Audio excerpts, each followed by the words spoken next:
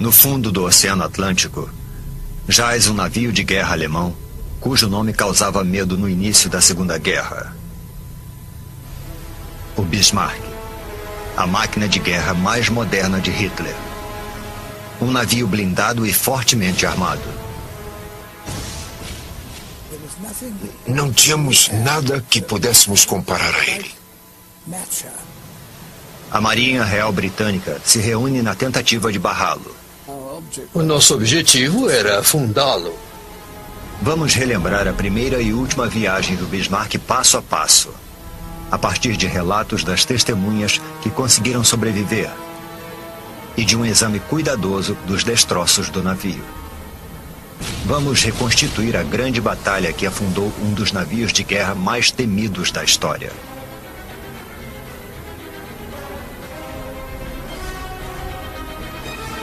O encouraçado Bismarck, 60 anos depois. Versão brasileira, Bravo Studios. 19 de maio de 1941. Bismarck, o gigantesco encouraçado nazista, parte da Alemanha, acompanhado pelo cruzador Prinz Eugen. A missão secreta chamada de Operação Exercício do Reno é adentrar o Oceano Atlântico e afundar navios britânicos e aliados. Sob o comando do almirante Gunther Lütjens e do capitão Ernst Lindemann, a tripulação de 2.000 marinheiros alemães do Bismarck iniciou a viagem inaugural do moderno supernavio. –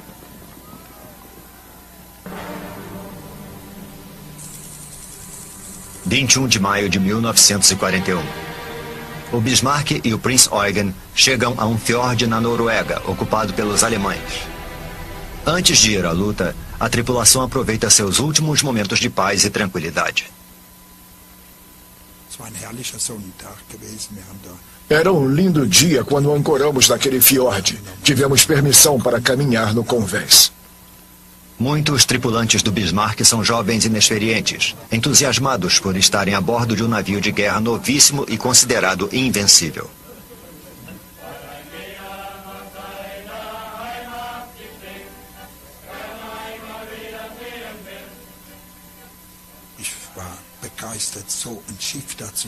Eu estava empolgado. Todo mundo pensava que aquele navio nunca ia afundar. Ele era imenso e tinha muito armamento.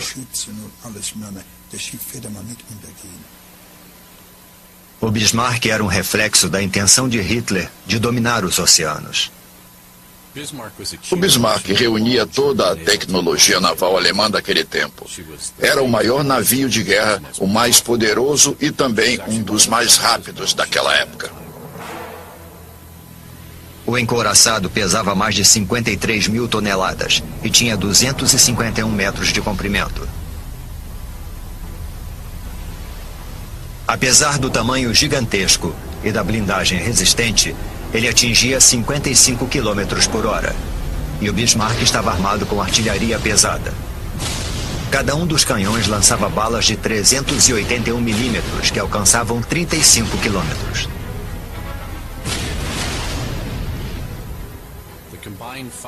O poder de fogo total do Bismarck, com os 8 canhões calibre 380 disparando juntos, era capaz de lançar ao todo quase 7.000 quilos de aço no inimigo.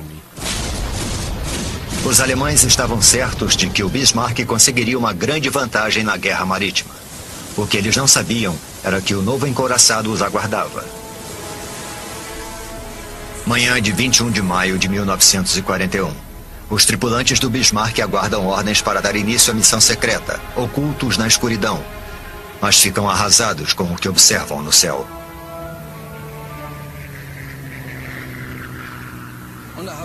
Eu pensei, o que esse avião está fazendo aqui? Era um Spitfire, sem dúvida. Um avião de reconhecimento britânico localiza o Bismarck e o Prinz Eugen, registrando a famosa fotografia. O plano alemão de esconder a missão do Bismarck foi descoberto. Os britânicos sabem que o perigo é iminente e que o Bismarck é uma grande ameaça. Todos nós, da Marinha Real, sabíamos que aquilo precisava ser destruído. Tínhamos que cercá-lo, atacá-lo e afundá-lo. Entre 1940 e 1941, o único inimigo da Alemanha era a Grã-Bretanha. Apesar de sofrer com os ataques aéreos alemães, os britânicos continuavam resistindo. A Marinha Real controlava os mares, mas o Bismarck desafiava seus melhores navios. Era preciso encontrá-lo e eliminá-lo. Noite de 21 de maio de 1941. Além de não abastecerem antes da saída apressada do fiord, os alemães deixam de finalizar outros procedimentos. 2 motivos podem explicar a pressa para levar o Bismarck ao mar. O primeiro é que o almirantado esperava que as noites longas do Ártico ocultassem a saída para o Atlântico. No mês de maio, as noites são mais curtas e o tempo estava se esgotando. Cientes da tentativa alemã de chegar ao Atlântico, 2 cruzadores britânicos ficaram a postos no Estreito da Dinamarca, um dos possíveis corredores para o Atlântico. Em 23 de maio, eles avistaram os navios alemães. Quando o Bismarck encontrou os cruzadores Suffolk e Norfolk no Estreito da Dinamarca, ele disparou as armas de maior calibre nos 2 navios. Isso destruiu a antena principal do radar. Pela primeira vez na viagem inaugural, o poderoso navio de guerra ataca, mas fere a si próprio.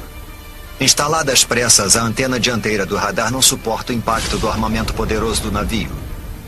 Agora, o funcionamento do radar foi gravemente prejudicado. Isso fez o Bismarck e o Prinz Eugen inverterem suas posições. Não detectado pelos britânicos, o Prinz Eugen, com todos os radares intactos, assume a liderança. Enquanto isso, navios britânicos se aproximam pelo sul. O novíssimo navio de guerra Prince of Wales e o navio capitânia quase mítico da Marinha Real, o Hood. O passado vitorioso do cruzador de 1918 lhe rendeu o apelido de Poderoso Hood. As pessoas achavam que o Hood nunca afundaria. Nenhum navio é indestrutível, mas as pessoas criaram essa fantasia. Com Suffolk e Norfolk em seu encalço, os navios alemães rumam para o Oceano Atlântico e para a primeira batalha. A bordo do Prince of Wales são feitos os preparativos. Nós conseguimos detectar a posição e o curso do Bismarck e podemos calcular a hora exata da manhã em que o encontraríamos. É claro que é muito emocionante saber que você vai ter uma batalha terrível às 5h30. Se não me engano, o confronto ocorreu nessa hora. Às 5h35, o Prinz Eugen, seguido pelo Bismarck, avista os 2 navios britânicos no horizonte.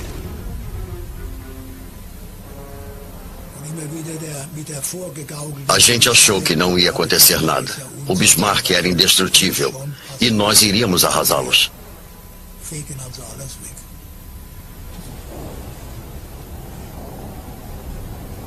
Bismarck e o poderoso Hood, 2 navios capitânias inimigos que se enfrentam. Um duelo de gigantes está prestes a começar e apenas um vai sobreviver. 24 de maio de 1941. O cruzador Hood e o couraçado Prince of Wales estão a postos no lado oeste do Estreito da Dinamarca, preparados para o ataque ao Bismarck e o Prinz Eugen. A distância entre os adversários diminui. O Prince of Wales avista o Bismarck. Após alguns minutos, de repente, vimos o mastro aparecer. Aquele momento foi muito emocionante. Depois do mastro surgiu uma grande viga. Logo depois a chaminé começou a aparecer. Aos poucos o Bismarck inteiro pôde ser visto.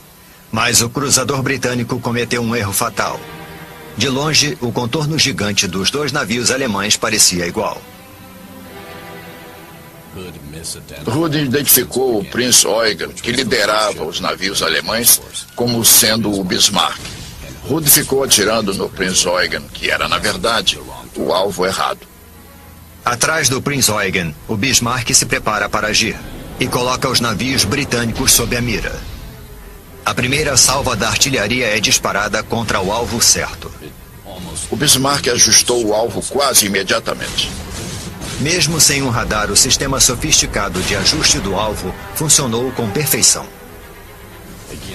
Eles atiraram de novo. Sabiam muito bem o que estavam fazendo. Enormes jatos de água se erguiam por causa dos grandes projéteis. A cada salva de balas, a mira era mais certeira. E as balas que passavam por cima da gente faziam barulho, como vários trens expressos. Na cabine de comando do Hood, o almirante Holland se voltou rapidamente para o Bismarck. Ele sabe que precisa diminuir a distância para evitar os tiros que poderiam atingir a parte mais vulnerável do navio: o convés. O Bismarck procura a melhor posição para atirar com as torres de tiro dianteiras e traseiras no cruzador Hood. Para conseguir acertar 3 tiros, eles tinham que lançar cerca de 100 balas no ar.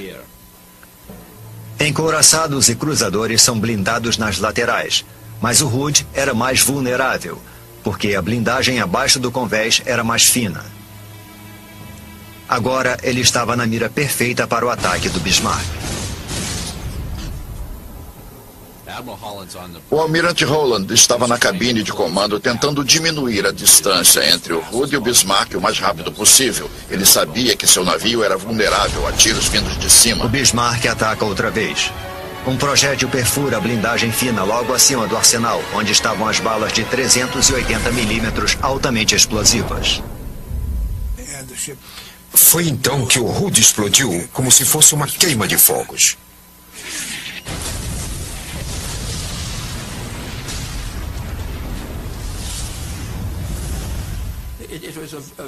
Aquilo foi um impacto muito grande. Pensando bem, deve ter sido o maior choque que recebi em toda a guerra.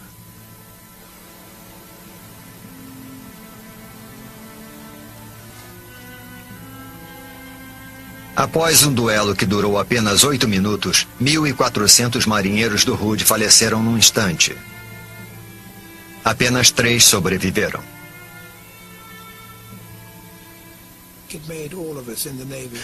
Aquilo fez todos nós da Marinha querermos ainda mais deixar o Bismarck finalmente encurralado e a qualquer preço.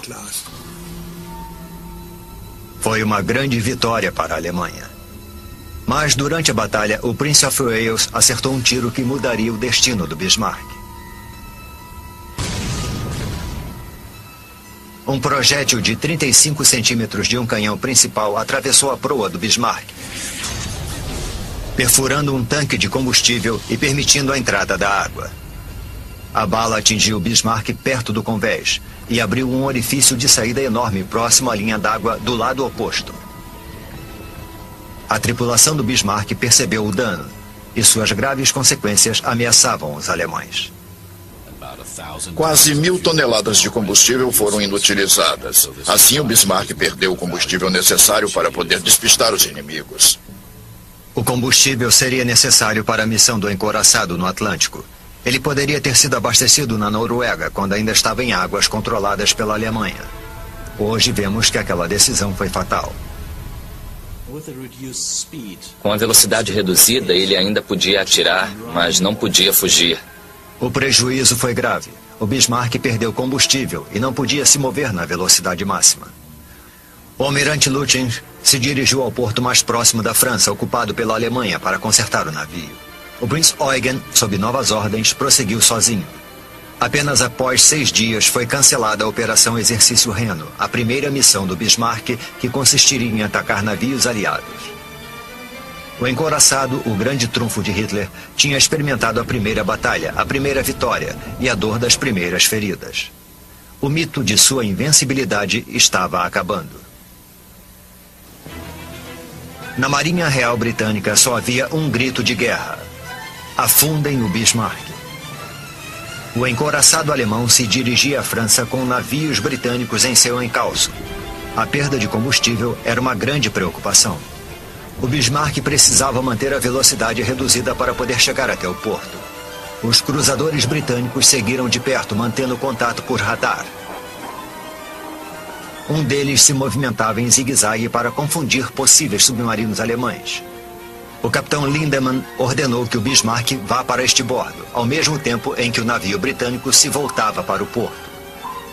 Quando ele retornou, o Bismarck havia se posicionado fora do alcance do radar inimigo, desaparecendo das telas. O Bismarck tinha escapado. Eles não sabiam onde ele estava. Mas o almirante Lutjens não sabia que o inimigo desconhecia sua localização, porque ainda captava sinais pelo radar. O almirante transmitiu para Berlim um relatório detalhado da situação. Ele deve ter pensado, como o inimigo já sabe onde eu estou, posso enviar essa mensagem sem problema nenhum. E aquele foi um erro trágico. Esse erro teve uma péssima influência na caçada ao Bismarck. Durante esse período, os inimigos conseguiram captar o sinal do rádio alemão e assim puderam triangular a direção do sinal e descobrir a localização aproximada do encouraçado Bismarck. Mas onde exatamente, na vastidão do oceano, estaria o Bismarck? A Grã-Bretanha enviou hidroaviões Catalina para localizá-lo. Um dos aviões voou durante horas, mas as nuvens bloqueavam a visão. Então, de repente, de forma inacreditável, numa pequena área de céu limpo, algo foi visto na água. Era mesmo o Bismarck. Encontraram o Bismarck. Os britânicos tinham encontrado Bismarck, mas não o tinham vencido. A Marinha Real Britânica reuniu todas as forças para o massacre. Mas o encouraçado estava quase em águas seguras, próximo à proteção da Força Aérea Alemã. Ele tinha uma grande chance de conseguir chegar à França em segurança. A Grã-Bretanha só teria um modo de impedir o Bismarck. Só poderia ser com um ataque aéreo. Só uma embarcação, o porta-aviões Ark Royal, pode impedir o encouraçado. Pilotos experientes preparam os torpedeiros Swordfish para uma missão arriscada. Mas o tempo estava fechando e podia não haver combustível para alcançar o Bismarck.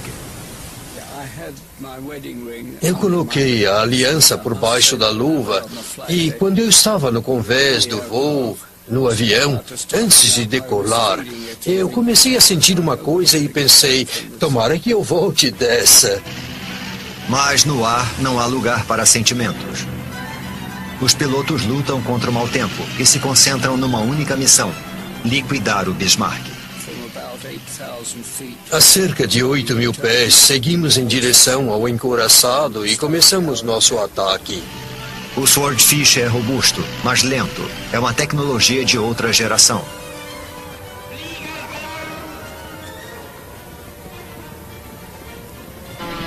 Parecia Davi enfrentando Golias.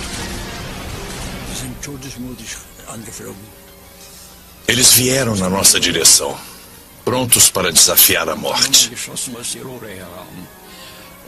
Então nós disparamos com todas as nossas armas.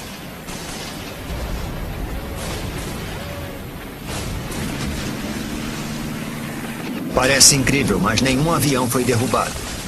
A partida apressada do Bismarck, a tripulação inexperiente e os canhões de defesa antiaérea antiquados desempenharam um papel devastador. Os canhões antiaéreos eram pesados. Lançavam balas de 105 milímetros e não podiam atirar numa altura baixa o bastante para atingir os torpedeiros, que eram bastante lentos e voavam relativamente baixo. A tripulação era inexperiente. Não recebemos treinamento para atirar em aviões vindo em nossa direção.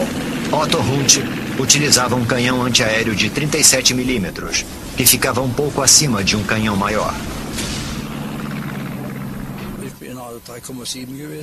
Eu disparava um canhão de 37 milímetros e quando um de 105 milímetros disparava logo abaixo, era um clarão tão forte que eu não via mais o alvo. O Bismarck era um gigante furioso disparando às cegas. Eles disparavam com o armamento principal e nós víamos torres de água se formando à nossa frente. Se alguém voasse em direção a elas, acabaria sendo desintegrado. Os pilotos do Swordfish lançaram o carregamento mortal.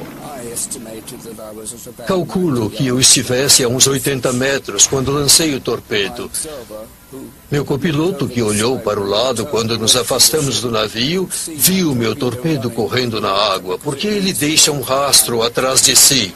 Um torpedo, talvez o de Patterson, atingiu o Bismarck no ponto mais delicado, abaixo da linha d'água, o único lugar que poderia deixar o encouraçado vulnerável.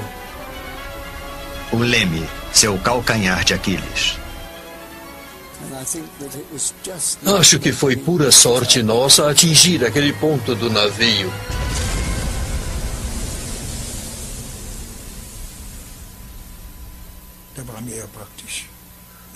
Foi então que eles pegaram a gente. O sonho nazista de dominar o Atlântico foi por água abaixo.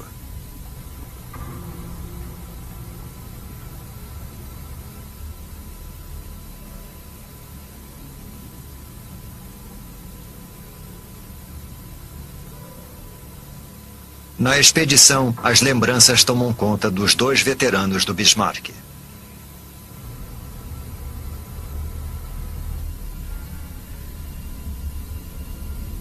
Por meio das imagens submarinas, eles percorrem o convés, revivendo o momento em que souberam que o encouraçado estava com problemas.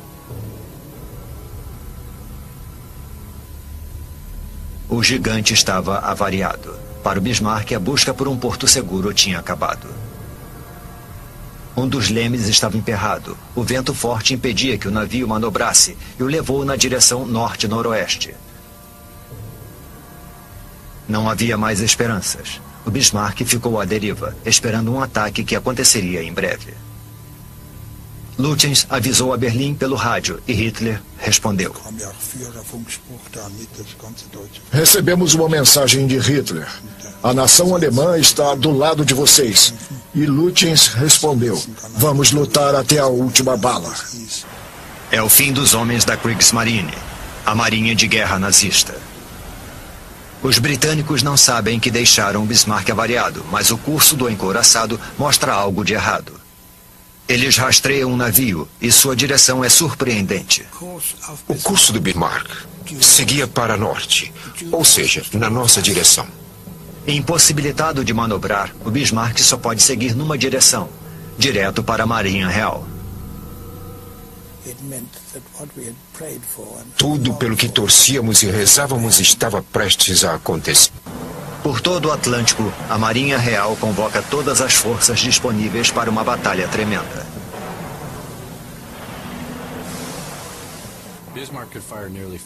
O poder de fogo do Bismarck era quase 7 toneladas de aço. Mas na batalha final, o inimigo era 5 vezes mais potente. O Prince of Wales e o King George V podiam disparar salvas de mais de 8,5 toneladas cada um. O Sheffield, um cruzador ligeiro britânico, atirava 1 tonelada de balas. O Rodney lançava quase 7 toneladas de balas no inimigo. E essas são apenas 4 das embarcações que cercaram o Bismarck. Foi então que percebemos: minha nossa, agora estamos perdidos.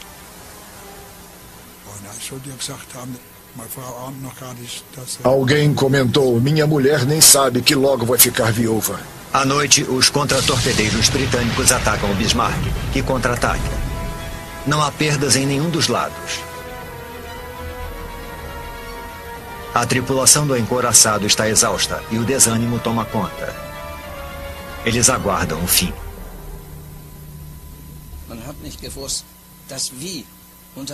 A gente não sabia ao certo como nem quando, mas sabia que aconteceria. O inimigo decidiu. O fim chegaria no dia seguinte.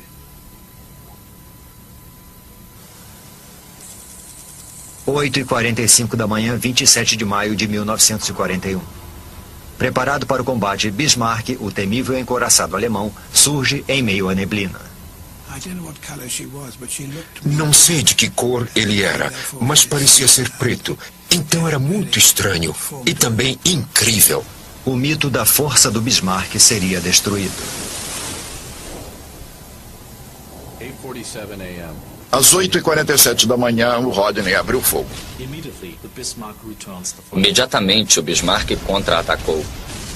Mas o grande encouraçado se movia lentamente. Impossibilitado de manobrar, ele é um alvo fácil. A primeira bala atinge o Bismarck às 8h59, após 12 minutos de combate, ateando fogo à popa e avariando as duas torres dianteiras. Ele começou a receber um tiro atrás do outro. Um tiro vindo do Norfolk atingiu a estação de controle de disparos. Isso foi logo no começo. O controle dos canhões não era mais eficiente após alguns minutos. E foi então que mudaram a forma de controle. Mas também isso não funcionou durante muito tempo. Aquilo acabou com o Bismarck, porque os alemães só podiam disparar das torres maiores com o controle local, o que é pouco eficiente comparado ao controle central. Agora, a mira de cada um dos canhões de popa precisava ser calculada. Eles atiravam livremente, mas não de modo eficaz. O Bismarck continuou sendo atingido. A quase 4.700 metros de profundidade, destroços de aço retorcido comprovam o prejuízo. As centrais de controle de disparos foram arrancadas do navio.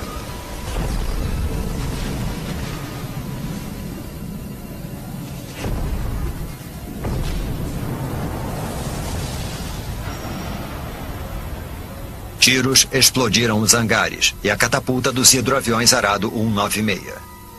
A catapulta nunca lançou nenhum deles. Os hangares permanecem no lugar, mas os hidroaviões foram incinerados no inferno que consumiu o Bismarck.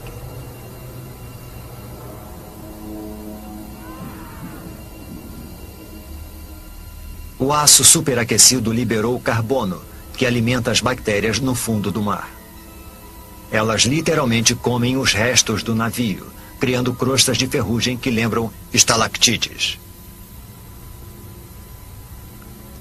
Apenas uma das torres de tiro da proa, chamada Anton, conseguia atirar. Os inimigos fizeram mais um estrago decisivo. A torre de tiro A estava fora de funcionamento. De repente foi o mesmo com a torre B. Foi uma explosão gigantesca. A parte de trás da torre B foi arrancada. Quando outro tiro atinge a Anton, os destroços danificam a torre de tiro Bruno e matam quase todos na parte aberta da ponte. Quando o navio afundou, as torres de tiro caíram com o peso, deixando esses buracos.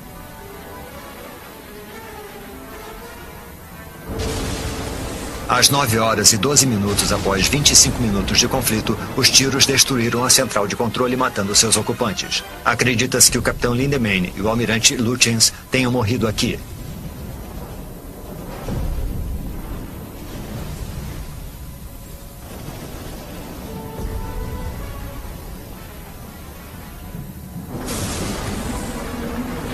Mesmo com os líderes fora de combate, os atiradores conseguem disparar várias salvas de tiros com controle local.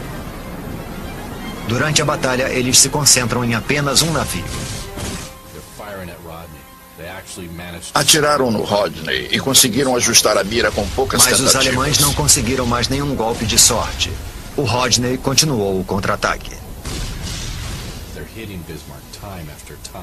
Eles atingiram o encouraçado várias e várias vezes. O Bismarck recebeu tiros de todos os calibres da Marinha Real Britânica. 400 milímetros, 350, 200, 150 e 120.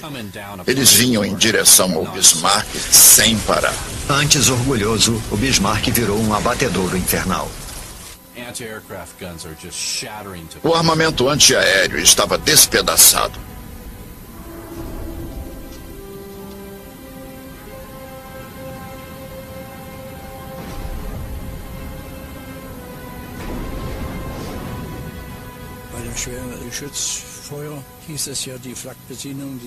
Recebemos ordens para procurar abrigo na superestrutura, mas eu achei que não seria seguro. Me escondi atrás da Torre Dora, onde antes iam parar os cartuchos vazios.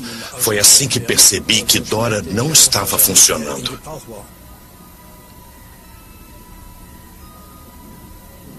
A Torre Dora foi derrubada pouco antes de a Torre Caesar dar sua última salva de tiros.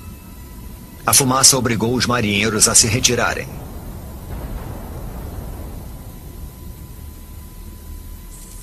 (9h31) de 27 de maio de 1941.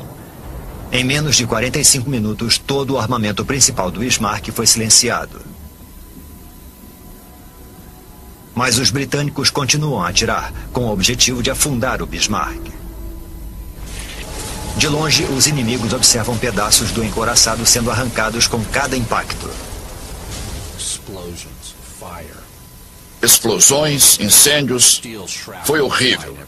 Havia pedaços de metal voando para todo lado. O mastro principal foi atingido, tombou por cima do navio e caiu do lado de fora. Um dos guindastes foi atingido e caiu em cima da superestrutura. Uma bomba explodiu no refeitório da proa, matando cerca de 200 soldados. O massacre da tripulação dentro da superestrutura foi algo completamente inédito. Os marinheiros foram feitos em pedaços, como num grande moedor de carne. Mais ao fundo do navio, vários engenheiros, eletricistas e operadores de rádio, como Carl Kuhn, permaneciam em seus postos. Eu tinha 18 anos quando descobri o que era a guerra. Abaixo do convés blindado, eles só imaginavam o sangue e o fogo.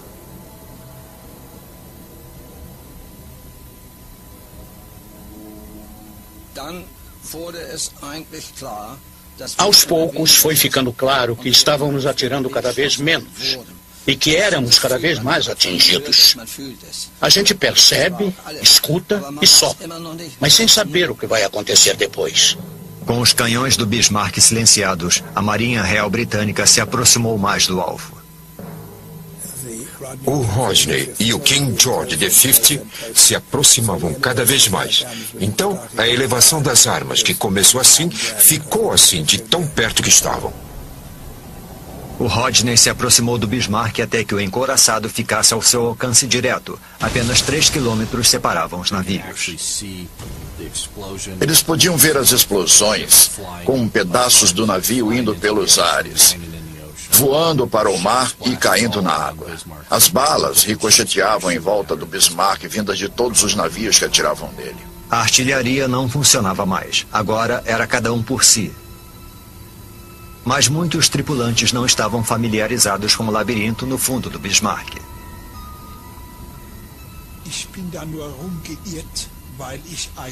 Eu entrei em pânico e comecei a correr de um lado para outro, porque não conhecia todos os andares, escadas e setores. Eles apenas seguiam seu instinto, subir. Você anda de modo mecânico, com muito medo. Se você achasse qualquer buraco, tentaria subir por ele. Então eu finalmente pude ver uma luz. Ao chegar ao andar superior, eles ficaram chocados. Era um caos de aço. Estava tudo despedaçado. Nada tinha ficado intacto. Era horrível. Tudo tinha sido arrancado. Havia pilhas de corpos. Era uma visão inconcebível. E os disparos britânicos continuavam. A única coisa que você podia fazer era se esconder atrás de torres de tiro dos canhões de 380 milímetros enquanto o inimigo disparava e tentar salvar a sua vida. Era um inferno que não dá para descrever.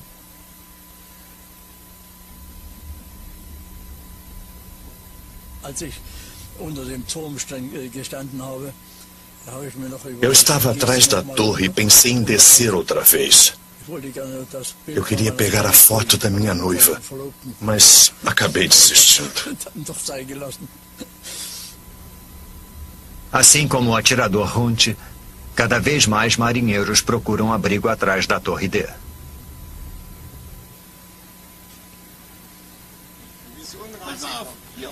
É aqui. Foi daqui que eu saí. Depois eu corri por este lado. Até aqui. Então eu pulei.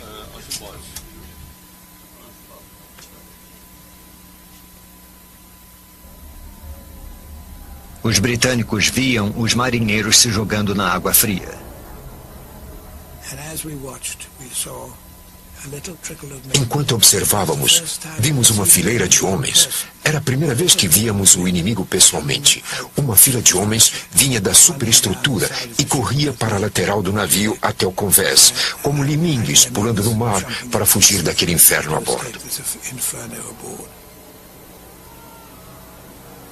Completamente avariado, o casco oscila sobre as ondas, mas o navio não afunda. A grande ironia é que esse era o ponto forte do Bismarck. O casco foi criado para resistir a batalhas daquele porte. E apesar da superestrutura, dos canhões e de tudo mais terem sido destruídos e transformados em pedacinhos, o casco se mantinha firme. Apesar da situação desesperadora, os alemães não se renderam. Nenhum marinheiro alemão quer ter seu navio em mãos inimigas. Durante décadas, uma pergunta ficou sem resposta. Os britânicos aniquilaram o Bismarck ou os alemães o afundaram? Furos no casco só adiantariam o naufrágio. O navio estava destruído quando afundou. E então, não muda nada saber se eles fizeram buracos ou se foi um torpedo britânico. O casco está quase intacto, mas há pontos em que o afundamento intencional fica visível. Aqui vemos o metal retorcido de uma entrada de água aberta abaixo da linha d'água.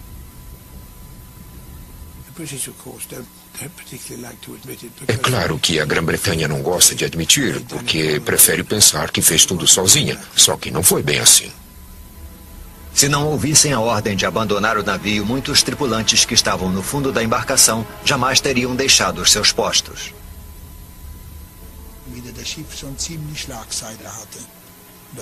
Quando o navio estava quase virando, eu acionei meu colete salva-vidas e pulei na água.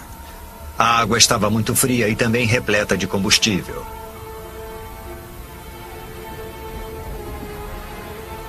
Corpos e pedaços do navio poluem a superfície. Então, o Bismarck vira.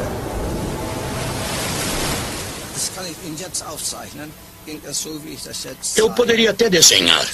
Ele afundou assim, verticalmente, pela proa. E deve ter demorado uns 5 minutos.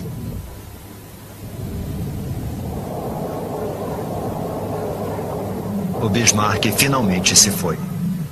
Mas para centenas de marinheiros na água gelada teve início a luta pela sobrevivência à deriva numa tempestade do Atlântico Norte.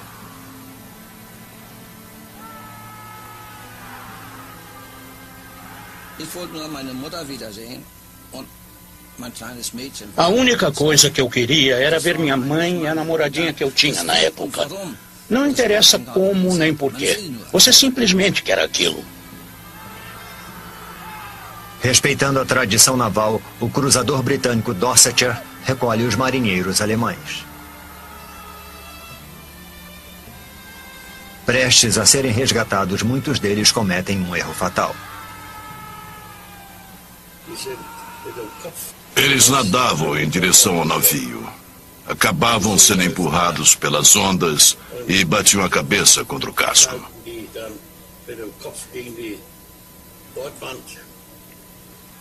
O Mar Bravo arremessava os marinheiros para o casco do navio de cabeça, deixando-os inconscientes e fazendo com que se afogassem.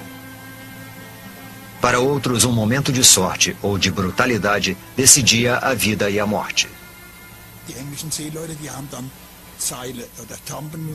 Os marinheiros ingleses jogavam cordas para poderem nos resgatar. Então, quando você estava na metade da subida, um colega se pendurava no seu pé, porque também queria ser resgatado. Aí você caía outra vez. Os sobreviventes ficaram extremamente gratos a vida toda.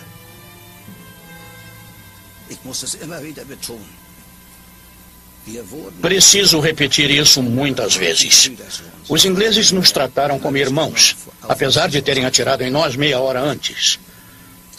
É incrível. Difícil de entender. De repente foi dado o alarme de um submarino.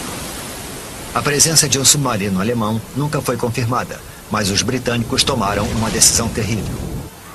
Para proteger a própria tripulação, o Dorsetshire segue seu caminho, deixando centenas de marinheiros alemães se afogando na água gelada. Na Operação Exercício no Reno, o triunfo e a tragédia, de uma maneira curiosa, muito curiosa, estavam bem misturados, dos dois lados. A vitória inicial dos alemães mandou um navio britânico com mais de 1.400 homens para o fundo do mar. Mas o triunfo final foi da Grã-Bretanha, quando Bismarck, com mais de 2.000 tripulantes, mergulhou nas profundezas do Atlântico. Esse foi o resultado desastroso da guerra. A perda do Bismarck poderia ser evitada se a operação fosse cancelada no início.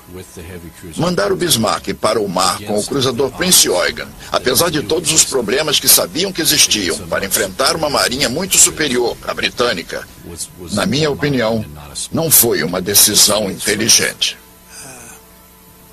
A história é cheia de se isso ou aquilo tivesse acontecido, ou se não acontecesse, mas esse foi o rumo da história. O Bismarck, a máquina de guerra tão moderna e temida de Hitler, foi derrotado após 9 dias no mar e descansará para sempre no fundo do Oceano Atlântico.